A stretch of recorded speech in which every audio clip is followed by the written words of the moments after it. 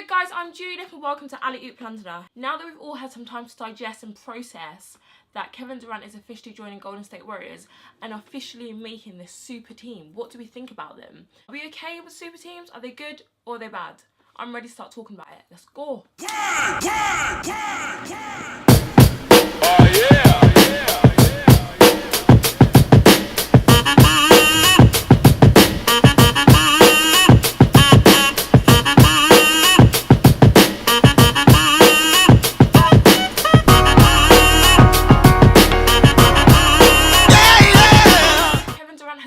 Joined Golden State Warriors. I mean, press conference, number, photo shoot and all. Wow, this is actually real.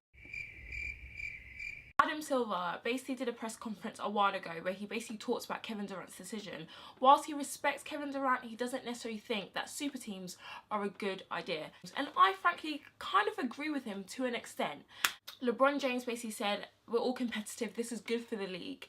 Dwayne Wade called it a power move. Stephen A. Smith called it a weak move. Okay, so Kevin Durant joining Golden State Warriors isn't a new thing. This has happened before. We've seen super teams form year after year. Some have been good, some have been bad. One of the big super teams of this generation included Boston Celtics with Kevin Garnett, Ray Allen and Paul Pierce. They ended up winning a championship for Boston Celtics. Los Angeles Lakers have quite a few super teams.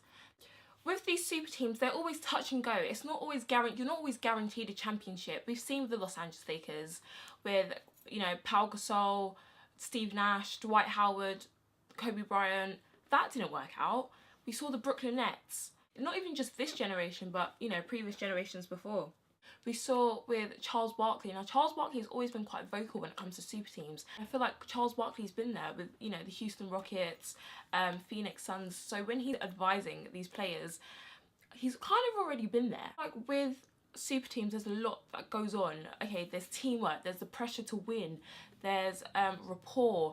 And unfortunately, with the Golden State Warriors, they've set themselves a really hard target. 73 games without Kevin Durant last year. No offense.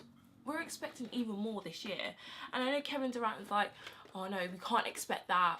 No, you formed a supercharged super team. The pressure is going to be more immense than it was before. I do mind super teams in the NBA.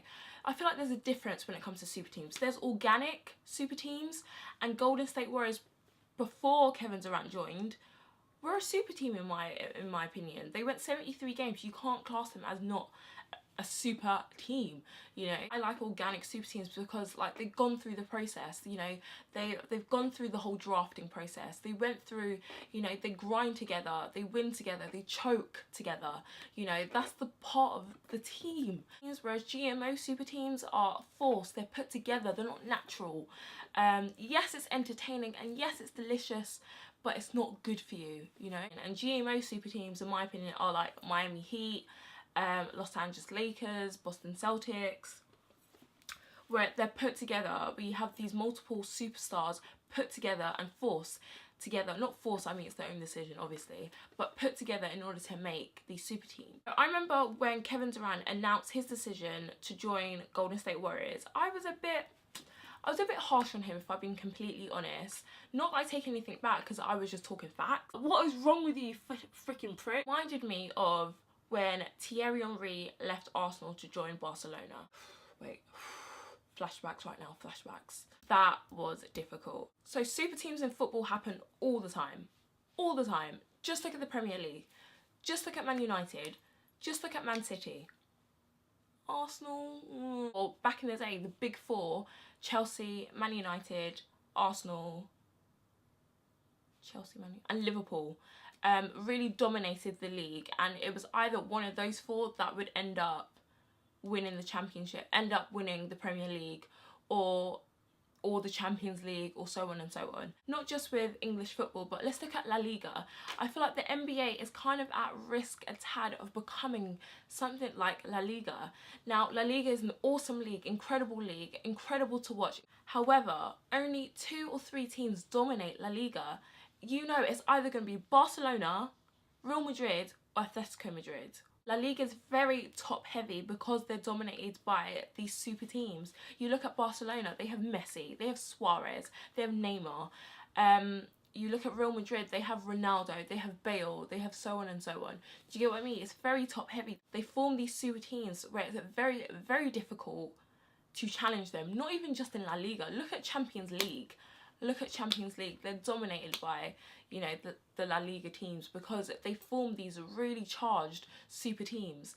And I feel like the NBA is at risk of becoming like that when you form these really top heavy teams and you have these other teams who have gone through, who are going through the natural process of drafting, of trade picks and stuff like that, and not really having a chance really against the super dominant, supercharged team. Here's the thing, I don't mind super teams in football because there's so many different tournaments. If Arsenal don't win the Champions League, it's fine, we can go for the Premier League. If Arsenal doesn't win the Premier League, we can go for the FA Cup. If Arsenal don't win the FA Cup, we can go for the Carling Cup. If Arsenal don't win the Carling Cup, there's so many different tournaments, so it doesn't matter if football form these super teams because there's so many tournaments that they can go up against. But when it comes to the NBA, it is a huge issue when there's only one tournament, one championship once a year. Those are just my opinions. Let me know what you think by commenting below. Are super teams good or bad? Join in with the debate by commenting below, like and subscribe to my channel, and I'll see you next video. I bid you good day.